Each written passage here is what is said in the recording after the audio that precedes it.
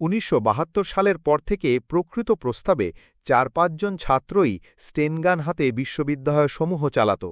উপাচার্যবৃন্দ এই অস্ত্রধারী ছাত্রদের কথাতে উঠতেন বসতেন। স্বাধীনতার পূর্বে বিশ্ববিদ্যালয়গুলো মুক্তির দুর্গ হিসেবে পরিচিত ছিল, কিন্তু স্বাধীনতার পর বিশ্ববিদ্যালয়ের বেবাক পরিবেশটাকেই কলুষিত করে তোলা হলো। বিশ্ববিদ্যালয়ে স্বাধীন চিন্তা, কল্পনা, নিরপেক্ষ গবেষণার পথ একেবারে বন্ধ হয়ে গেল। সরকার সমর্থক ছাত্ররা প্রকাশ্যে বিশ্ববিদ্যালয়ে আগ্নেয়াস্ত্র নিয়ে ঘোরাফেরা করত। দরকার বোধে তারা এগুলো ব্যবহার করতে কোনোরকম কুণ্ঠা বা সংকোচবোধ করত না। বর্তমানে ঢাকা জেলার জেলা জজের কোর্টে একটি লোমহর্ষক হত্যা মামলার বিচার চলছে। সরকার সমর্থক দুদল ছাত্রের মধ্যে মতামতের গরমিল হওয়ায় অবাধে রাতের বেলা আগ্নেয়াস্ত্র ব্যবহার করে ৭ জন সতীর্থকে হত্যা করেছে। আজ থেকে প্রায় ১ বছর পূর্বে হাজী মোহাম্মদ মহসিন ছাত্রাবাসের টিভি কক্ষের সামনেই এই শোকাবহ ঘটনা অনুষ্ঠিত হয়। সরকার সমর্থক ছাত্ররাই যখন মতামতের গরমিলের জন্য সদলীয় ছাত্রের হাতে এভাবে বেঘরে প্রাণ হারাতে পারে, সাধারণ ছাত্র এবং শিক্ষকদের অবস্থা কি হতে পারে সহজেই অনুমান করা যায়। সরকার সমর্থক ছাত্রের মতো শিক্ষকদেরও একটি বিশেষ অসুবিধা হবার কথা নয়। এদের অনেকে পূর্ব থেকে ক্ষমতাসীন সরকারগুলোর সেবা করিয়ে আসছেন। সুতরাং এই নতুন শাসনামলেও তারা বস্তু সম্পদের দিক দিয়ে কিঞ্চিত লাভবান হবার সাধনা করে যাচ্ছিলেন এবং নানাভাবে সরকার সমর্থক ছাত্ররা সক্রিয় সহায়তা দান করে যাচ্ছিলেন। আর সরকার নিজস্ব প্রতিষ্ঠানটির মাধ্যমে বিশ্ববিদ্যালয়ে অপর কোনো মতামত এবং প্রতিষ্ঠান যাতে মাথা তুলতে না পারে সেজন্য সম্ভাব্য সকল উপায়ে চেষ্টা করে আসছিল। বিশ্ববিদ্যালয়কে সরকারি মতামতের লালনক্ষেত্র হিসেবে গড়ে তুলতে যে এমন একটা অসহনীয় পরিস্থিতির সৃষ্টি করা হলো, যার সঙ্গে অধিকাংশ শিক্ষক এবং ছাত্র মিলিয়ে নিতে পারলেন না। শেখ মুজিবুর রহমানের রাষ্ট্রনৈতিক চিন্তা এবং রাষ্ট্রশাসন পদ্ধতিকে মুজিববাদ আখ্যা দিয়ে তার প্রচার, প্রসার এবং বাস্তবায়নের জন্য সরকার সমর্থক ছাত্ররা বিশ্ববিদ্যালয়সমূহে এমন একটা সুসংগঠিত অভিযান পরিচালনা করলেন, কোনো স্বাধীন চেতা, ন্যায়বান ছাত্র কিংবা শিক্ষক তার সঙ্গে অন্তরের সামান্য সংযোগও অনুভব করতে পারলেন না। এই না পারার কারণেই সৎ এবং ন্যায়পরায়ণ শিক্ষকরা বিচ্ছিন্ন হয়ে পড়লেন। তারা অপরিসীম মানসিক উৎকণ্ঠা নিয়ে শঙ্কা, ত্রাস এবং ভীতির মধ্যে দিন কাটাতে বাধ্য হলেন। অতি শিগগির গোটা দেশের তাবৎ শিক্ষা প্রতিষ্ঠানে এই মুজিববাদী ছাত্রদের এবং তাদের পেছন বুদ্ধিপরামর্শ যোগানো শিক্ষকদের প্রভাব ঘূর্ণি হাওয়ার মতো অপ্রতিরোধ্য বেগে ছড়িয়ে পড়ল। যে সমস্ত শিক্ষক চরিত্র এবং বিদ্যাবত্তার জন্য ছাত্রদের মধ্যে শ্রদ্ধা এবং সম্মানের আসনে অধিষ্ঠিত ছিলেন, মুশকিল হল তাঁদেরই। তারা তাদের পরিবারবর্গ নিয়ে নিতান্ত ভয়ে ভয়েই দিবস রজনী অতিবাহিত করতেন। যে কোনো সময় যে কোনো বিপদ এসে ঘাড়ে আশ্রয় করতে পারে। সে সময় আমি নিজে বিশ্ববিদ্যালয় কম্পাউন্ডে বাস করেছি। এই সন্ত্রাসজনক পরিস্থিতির ভয়াবহতা কিছু কিছু অনুভব করেছি। যুদ্ধ শেষ হওয়ার ২ বছর পরেও দেখেছি শিক্ষকরা ফ্ল্যাটের বাইরের দিক থেকে তালা লাগিয়ে রাখতেন। কোনো অচেনা লোক খোঁজখবর করতে গেলে বাড়ির লোকেরা জবাব দিতেন, তিনি বাসায় নেই। যে মুষ্টিমেয় ছাত্রদল বিশ্ববিদ্যালয়ের সবকিছু শক্ত হাতে নিয়ন্ত্রণ করত, সংখ্যায় ছিল তারা বিশ্ববিদ্যালয়ের পঠনগত মোট ছাত্রছাত্রীর এক ক্ষুদ্র ভগ্নাংশ মাত্র। সরকারি পুলিশ সবসময় তাদের সাহায্যে মোতায়েন থাকত। ছাত্রাবাসের ভোজন ক্ষেত্রে খাওয়ার জন্য তাদের কোনো অর্থ দিতে হতো না। অধিকন্তু মন্বন্তরের সময় ছাত্রাবাসের প্রভোস্ট এবং হাউস টিউটরের সঙ্গে মিলেমিশে রেশনে পাওয়া চাল ডাল কালোবাজারে বেচে দিয়ে প্রচুর অর্থ আত্মসাৎ করার সুযোগ তারা পেত। তাছাড়াও সরকারদলীয় লোকদের মধ্যে ব্যবসা বাণিজ্য, চাকরি বাকরি বন্টন করার বরাদ্দ সুযোগগুলো তো ছিলই।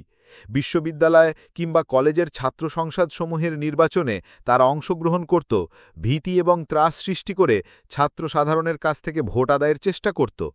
তারপরেও যখন দেখা যেত নির্বাচনে তারা শতকরা ২টি ভোটও লাভ করতে পারেনি এবং পরাজয় অবধারিত, রাতের বেলা আলো নিভিয়ে ভোটের বাস্কগুলো লুট করে নিয়ে যেত।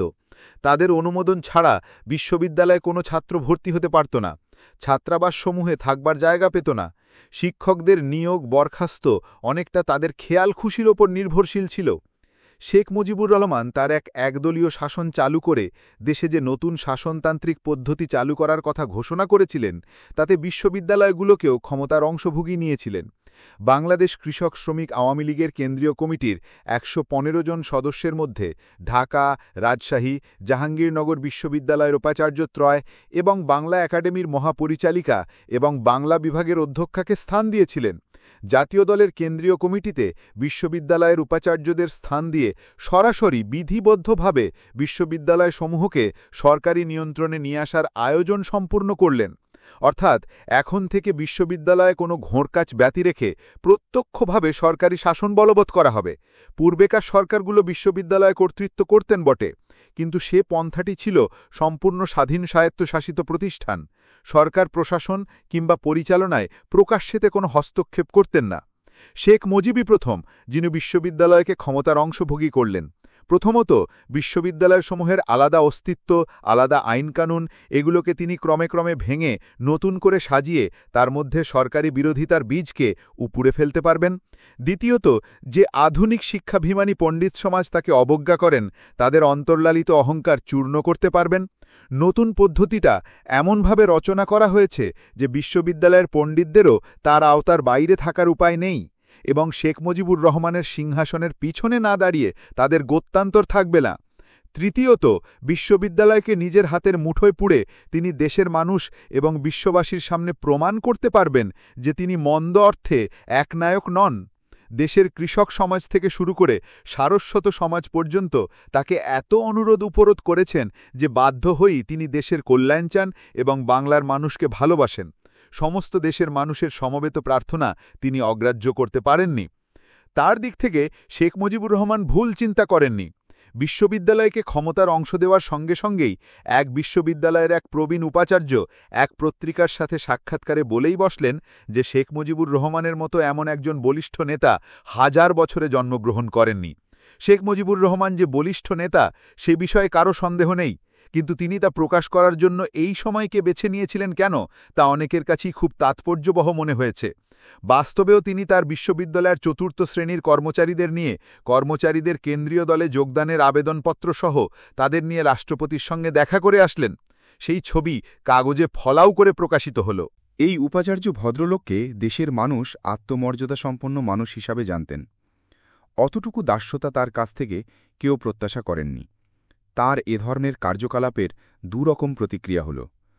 তার মতো লোকের পক্ষে তথাকথিত জাতীয় দলের এ ধরনের কাণ্ডজ্ঞানহীন তোষামত দেখে জ্ঞানীগুণী সমাজের একাংশ চিন্তিত হয়ে উঠলেন, আর এক অংশের প্রতিরোধ ক্ষমতাও দুর্বল হয়ে এল। অন্যদিকে রাষ্ট্রপতির সঙ্গে তার দহরমহরম অন্যান্য উপাচার্য এবং সরকার সমর্থক শিক্ষা সংস্কৃতির সঙ্গে সংযুক্ত নেতৃশ্রেণীর মনে ঈর্ষার উদ্রেক করেছিল, তাতে সন্দেহ নেই। তিনি যদি রাষ্ট্রপতির সঙ্গে অত বেশি মাখামাখি করার সুযোগ আদায় করে ফেলেন, অন্যান্যদের সুযোগ সুবিধে মাঠে মারা যাবার সম্ভাবনা। তাই অন্যান্যরাও উঠে পড়ে লাগলেন।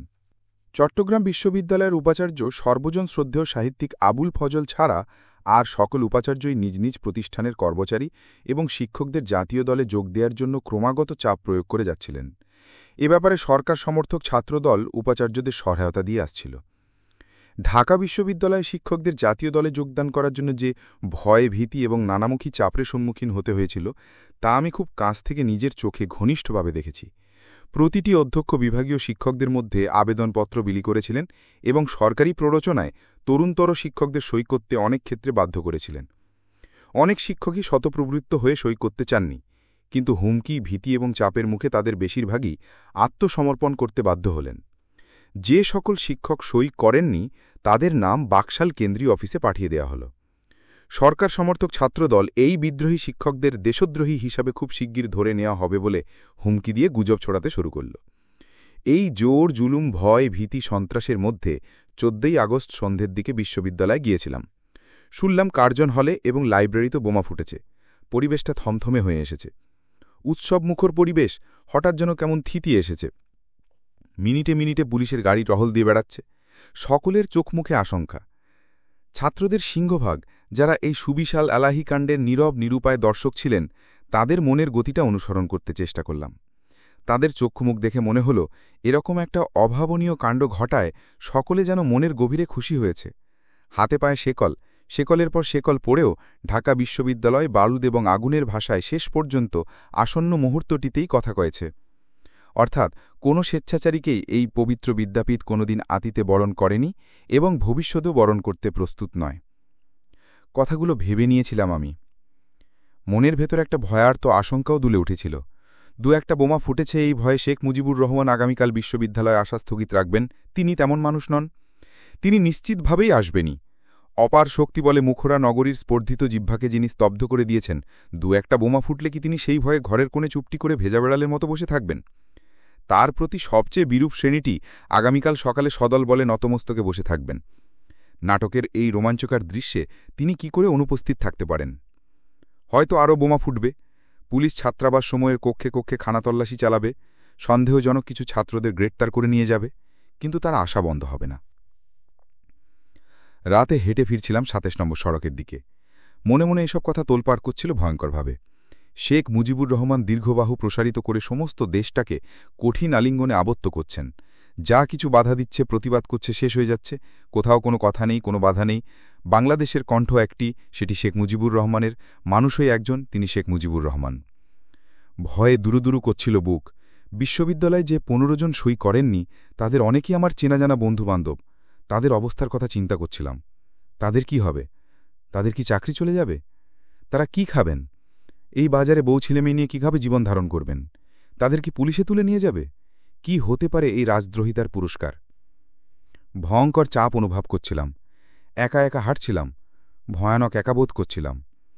চারপাশের লোকজনের সঙ্গে আমার কোনো সম্পর্ক নেই, যেন কোনো কালে ছিলও না। একা একা আমি যেন সুড়ঙ্গ পথে বিচরণ করছি। আমার ইচ্ছে হচ্ছে আমি ডাক ছেড়ে কেঁদে উঠি।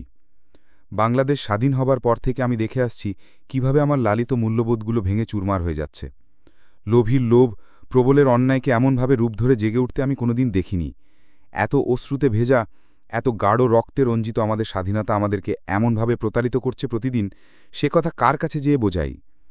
যাদেরকে মনের কথা ব্যক্ত করতে যাব, তাদের অবস্থাও আমার মতো। এ কেমন স্বাধীনতা, যে স্বাধীনতা আমাদের গোটা জাতিটাকে সম্পূর্ণ ভিখারিতে পরিণত করে? এমন স্বাধীনতা, যে স্বাধীনতায় আমরা একটা কথাও বলতে পারব না। চোখের সামনে সত্য মিথ্যের আকার নিচ্ছে। জলজ্যান্ত মিথ্যে নধর তাজা সত্যি হিসেবে এসে প্রতিদিন হাজির হচ্ছে।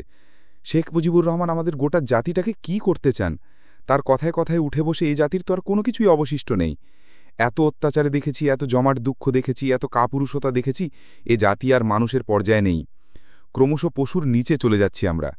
দুর্নীতির জাতীয়করণ করে সমাজ জীবনের প্রতিটি স্তর তিনি বিষিয়ে তুলেছেন। এ জাতির যা কিছু গভীর, যা কিছু পবিত্র, উজ্জ্বল এবং গরিয়ান, বিগত ৩ বছরে সমস্ত কিছু কলুষিত করে ফেলতে পেরেছেন। তার বাহিনী অশ্বমেধ যজ্ঞের মতো যেদিকে গেছে, সবকিছু ভেঙে চুরে তছনছ করে ফেলেছে। শেষমেশ ছিল আমাদের একটা বিশ্ববিদ্যালয়। আমরা ভাবতে শিখেছি এই বিশ্ববিদ্যালয় স্বাধীনতা, শান্তি, কল্যাণ, প্রগতি, সাম্য এবং হরিতবরফ আশা আকাঙ্ক্ষার লালনক্ষেত্র।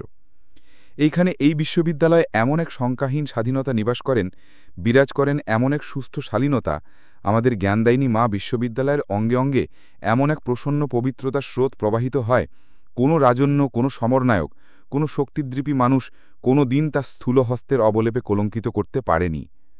আকাশের মতো উদার, বাতাসের মতো নির্ভর, অনির্বার ঝর্ণার উৎসের মতো স্বচ্ছ এবং সুনির্মল স্বাধীনতা এখানে প্রতিদিন বসন্তের নতুন মুকুলের আবেগে অঙ্কুরিত হয়। এই অঙ্কুরিত স্বাধীনতার পরশমণির ছোঁয়ায় এই প্রতিটি আপৎকালে জাতি বারে বারে নবীন হয়ে ওঠে। এর প্রতিষ্ঠাকালের পর থেকে আমাদের জন্মভূমির ওপর দিয়ে কতই না ঝড় বয়ে গেছে। কতবার ঘোড়ার খুরে, বন্দুকের আওয়াজে কেঁপে উঠেছে আকাশ। গর্বিত মিলিটারির বুটের সদম্ভ পদক্ষেপে চমকে উঠেছে রাত্রির হৃদয়। কত শাসক এলো, কত মানুষ প্রাণ দিল। আমাদের এই ধৈর্যশীলা জ্ঞানদায়িনী মা সংহত মর্যাদা, শক্তি, সাহস, বলবীর্য সবকিছু ফুরিয়ে যাবার পরেও শিখিয়েছে কি করে প্রতীক্ষা করতে হয়। নীরব ভাষায় মৌন আকাশের কানে কানে বারে বারে জানতে চেয়ে গেছে শক্তি, ক্ষমতা, দম্ভ এসবের পরিণতি কোথায়? ব্রিটিশ সাম্রাজ্যবাদের অতান্ধনু প্রহরী দল, তারা কোথায়? কোথায় মিস্টার জিন্না? কোথায় নাজিমউদ্দিন? কোথায় নুরুল আমিন? জেনারেল আইয়ুব খান, আব্দুল মোনেম খান, ইয়াহিয়া খান, এই সমস্ত শক্তিদর্পী মানুষেরা আজ কোথায়? তারা যে আতঙ্ক, যে ঘৃণা, যে সন্ত্রাস সৃষ্টি করে এদেশের জনপদবাসীর জীবনধারায় ঘূর্ণিঝড়ের সূচনা করেছিলেন, বিশ্ববিদ্যালয় কি তার আর্তিকেকে বেরিয়ে আসার প্রেরণা দেয়নি?